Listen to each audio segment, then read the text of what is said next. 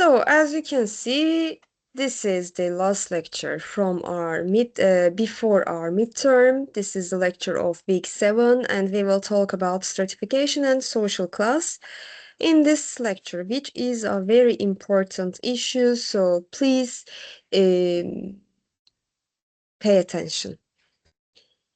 The study of inequalities in society is one of the most important areas of sociology. That's why I told you to pay attention, because our material resources determine a great deal of our lives.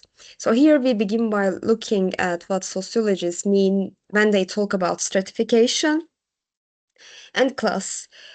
Then we will look at some of the most influential theories of class and attempts to measure it in sociological thought, of course. So we close with a question,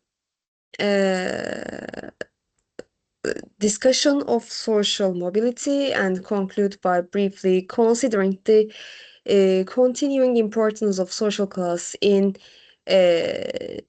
helping us to understand the world around us.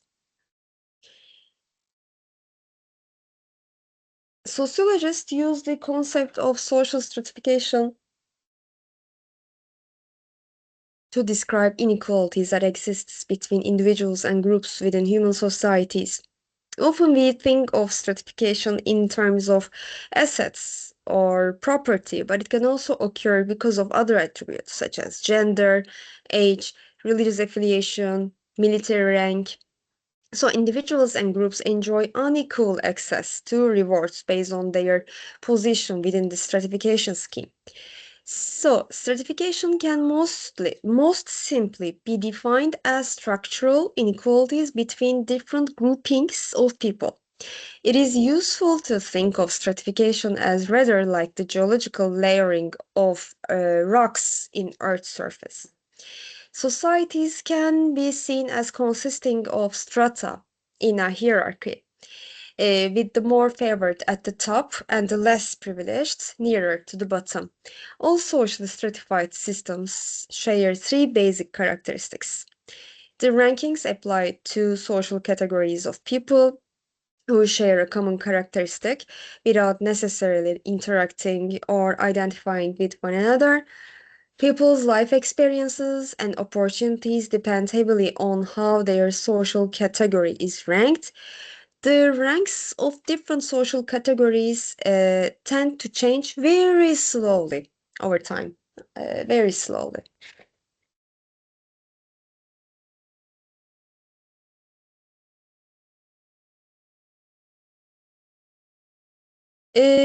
So, in the earliest human societies, which were based on hunting and gathering, as Gerard Lansky's perspective, remember, there was very little social stratification, mainly because there was very little by way of wealth or other resources to be divided up. Remember the mechanical societies, as Durkheim said, or Gemeinschaft of Tönnies. Remember these, the issues of our last class.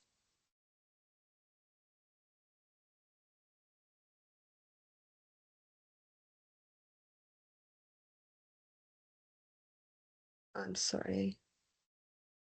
My cat, unfortunately, he broke his leg. That's why I'm observing him at the same time. So, the development of agriculture produced considerably more wealth, and as a result, a great increase in stratification. Social stratification in agricultural societies increasingly came to resemble a pyramid, with a large number of people at the bottom and a successively smaller number of people you move towards the top. So today's industrial and post-industrial societies are extremely complex. Their stratification is more likely to resemble a teardrop, not a pyramid, with a large number of people in the middle and lower middle ranks, a slightly smaller number of people at the bottom, and very few people as one moves towards the top. Historically, four basic systems of stratification can be distinguished: slavery, caste, estates, and class. So let's start from slavery. It is the extreme form of inequality in which certain people are owned as property by others. Throughout history, slaves have often fought back against their subjection. The slave rebellions in the American South before the Civil War are an example. Slavery. Caste or caste.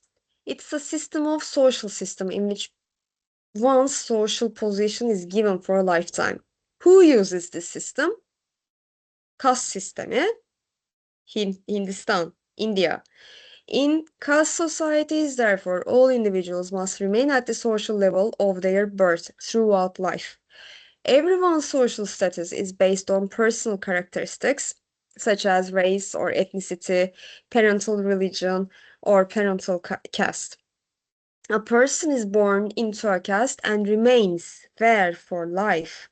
A few remaining caste systems in the world are being seriously challenged by globalization.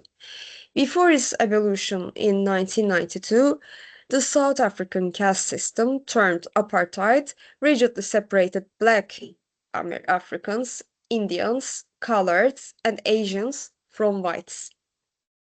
And they still experience the effects of this apartheid system. It was a very ugly system. And this is the caste system of Indians. Brahmins at the top, Kshatriyas, Vaisyas, and Sudras. Dokunulmazlar, non-touchables at the bottom. These top three are Aryans. The bottom is non-Aryan, Sudras. Estates were part of European feudalism. It is the highest estate was composed of the aristocracy, of course. The clergy formed another estate, having lower status but possessing various privileges. Last estates were the commoners, serfs, peasants, merchants, and artisans. It's just like the caste system. A remnant of the system persists still in the United Kingdom, where hereditary titles recognized. Remember the ascribed statuses we talked in our previous lecture.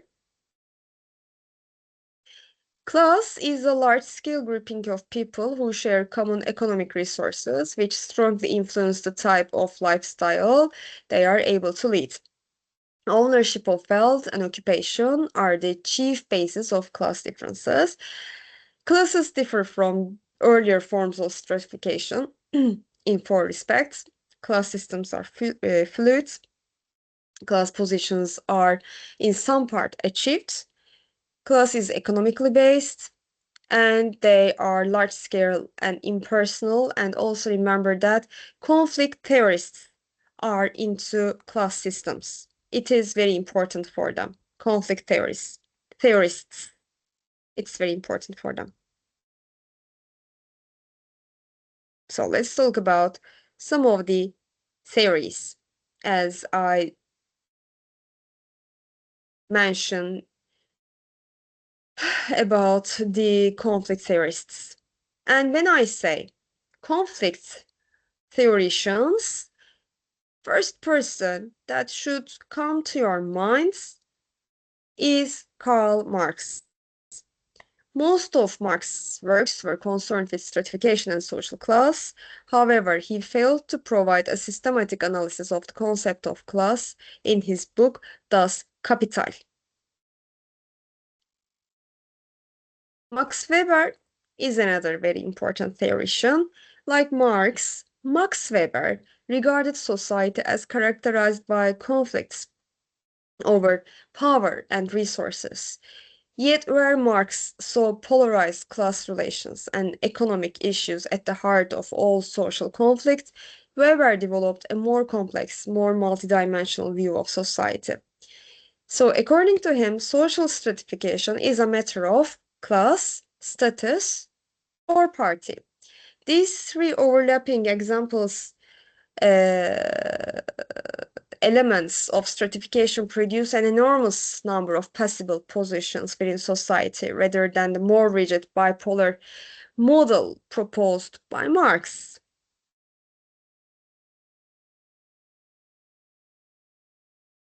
So these are some important concepts for Max Weber. Please read them loud.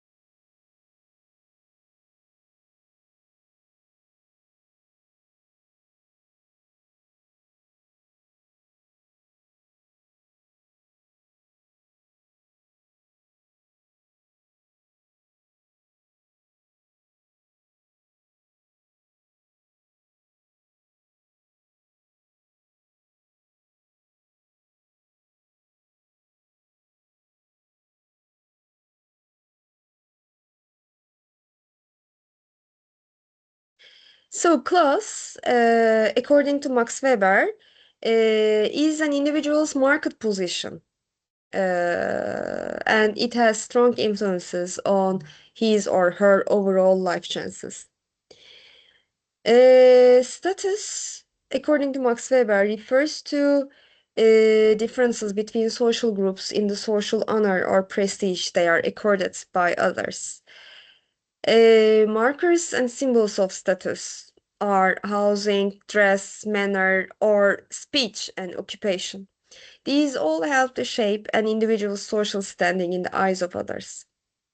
People sharing the same status form a community in which there is a sense of shared identity.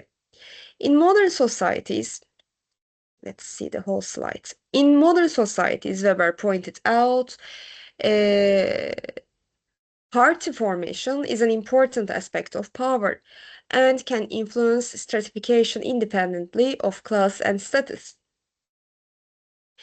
A party defines a group of individuals who work together because they have common backgrounds, aims, or interests.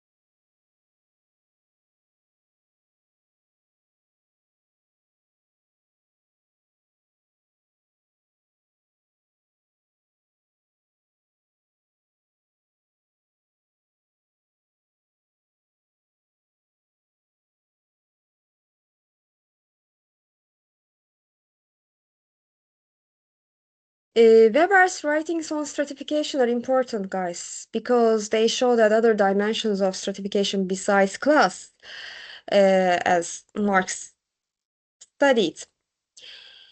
While Marx saw social class as the key social division, Weber drew attention to the complex interplay of class, status, and party as separate aspects of social stratification, creating a more flexible basis for empirical analysis of stratification. Social scientists have used occupation extensively as an indicator of social class because of the finding that individuals in the same occupation tend to experience similar degrees of social advantage or disadvantage.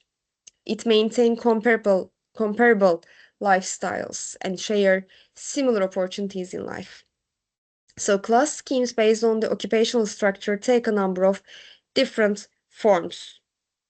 It's important to keep these in mind.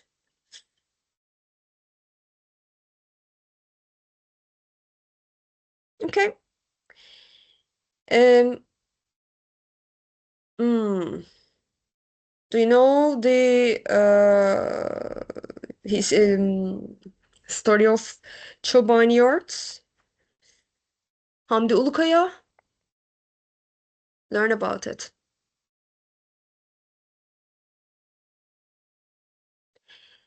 Um, in analyzing class location, sociologists have traditionally relied on conventional indicators of class location, such as market position, relations to the means of production, and occupation. Some recent authors argue that we should evaluate individuals' class location not only or even mainly in terms of economics and employment, but also in relation to cultural factors such as lifestyle and consumption patterns. According to this approach, our current age is one in which symbol and markers related to consumption are playing an ever greater role in daily life. Individual identities are structured to a greater extent around lifestyle choices, and the expert on these are Pierre Bourdieu, is the French sociologist. He supported the view that lifestyle choices are an important indicator of class. He argued that economic capital, which consists of material goods such as property, wealth, and income, was important. But he argued that it only provided a partial understanding of class. Bourdieu's conception of social class is extremely broad. He identified four forms of capital that characterize class position, for which economic capital is the just the only one. The others are cultural, social, and symbolic. This is very important, but also very complex. And to explain these to you, we should be face to face. It is very important to explain this to myself on the camera, so I will just fast forward these.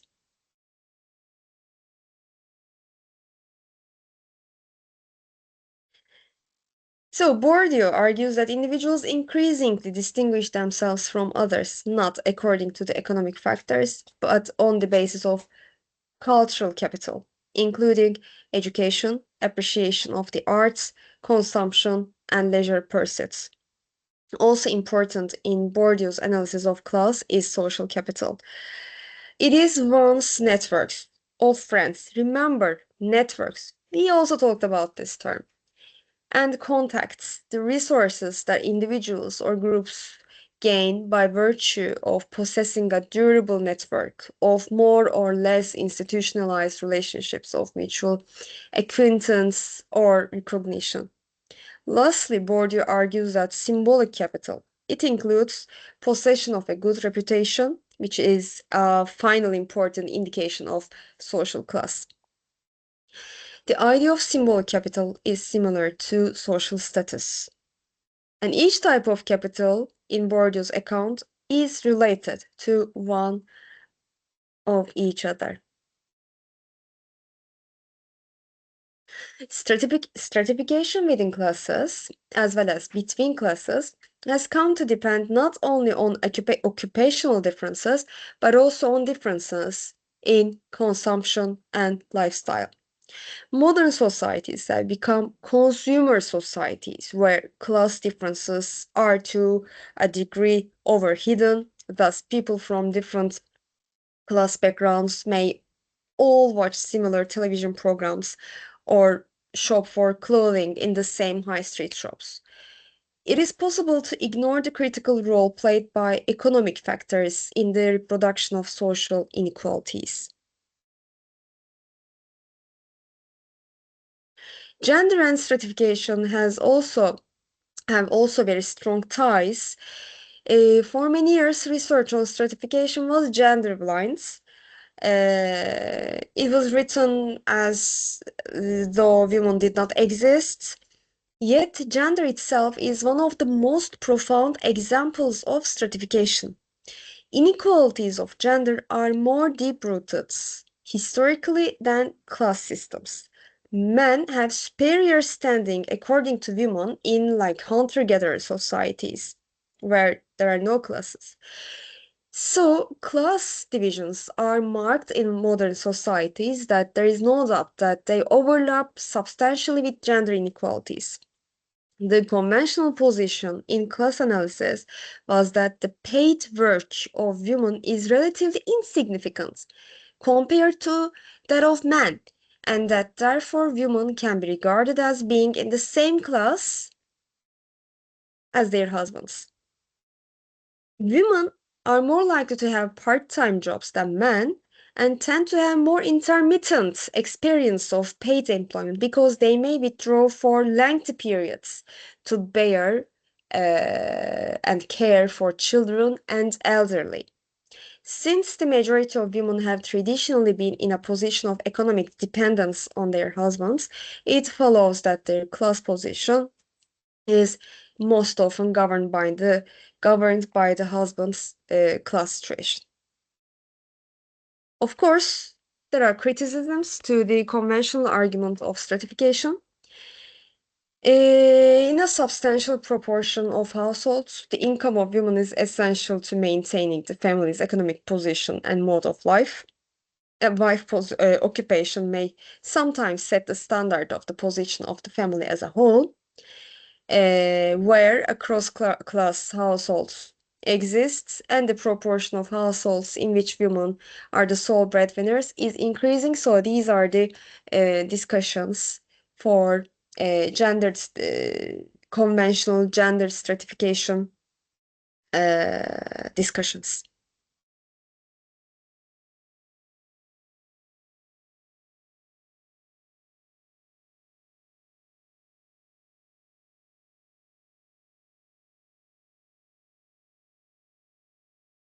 In studying stratification, we have to consider not only the differences between economic positions or occupations, but also what happens to the individuals who occupy them. The term social mobility refers to the movement of individuals and groups within different economic positions. And it's a very important concept for our class. Those who gain in property, income, or status are said to be upwardly mobile, like Hamdi Ulukaya here. Upwardly mobile. Okay? In modern societies, there is also a great deal of lateral mobility, which refers to geographical movement between neighborhoods, towns, or regions, like somebody is moving from Turkey to the USA, Türkiye, we say Türkiye, Türkiye to the USA. Vertical and lateral mobility are often combined. For instance, someone working in a company in one city may be promoted and move to another one. There are two ways of studying social mobility. First, we can look at individuals' own careers, how far they move up or down in the social scale. This is usually called intragenerational mobility. Alternatively, we can analyze how far children enter the same type of occupation as their parents or grandparents. Mobility across the generations is called the intergenerational mobility. And we have to look to gender and social mobility. At a time when girls are outperforming boys in schools and females are outnumbering males in higher education, it is tempting to conclude that long-standing gender inequalities in societies may be relaxing their hold. One way of expressing this change is to suggest that the glass ceiling, cam tavan, do you know cam tavan? Glass ceiling for women has certainly been cracked, but as yet it has not been completely broken. Women's chances of entering into a good career are improving, but two major obstacles remain. Male managers and employers still discriminate against women applicants. They do so at least partly because of their belief that women are not really interested in careers and they are likely to have their workforce when they begin a family. Having children does indeed still have a very substantial effect on the career chances of women.